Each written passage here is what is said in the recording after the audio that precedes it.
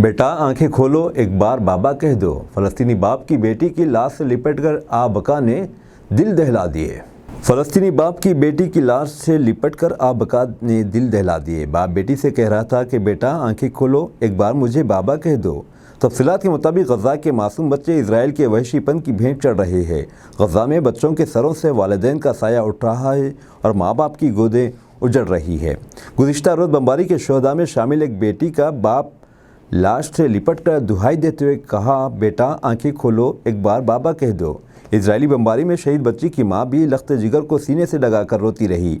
छोटी बेटी को अलविदा कहते हुए वालिदैन गम से निडाल हो गए। बमबारी से महफूज रहने के लिए बच्ची की नमाज जनाजा अस्पताल में ही पढ़ाई गई। मौत बांटते इजरायली तैयारों की खौफनाक बमबारी ने बच्चों पर खौफ तारी कर दिया है। एक घर पर बमबारी के बाद मलबे तले दबने वाला 3 साला बच्चा अस्पताल में थर थर कांपता रहा। खौफजदा बच्चा अपने जख्मी भाई के बहलाने पर भी नहीं संभल सका और मुसलसिल कांपता रहा। दूसरी जानिब तुर्क मीडिया से वाबस्ता सहाफ़ी ने अल-मग़ाज़ी कैंप के हमले में 4 बच्चों को खो दिया। इजरायली बमबारी से अब तक 4000 फ़लस्तीनी बच्चे शहीद हो चुके हैं।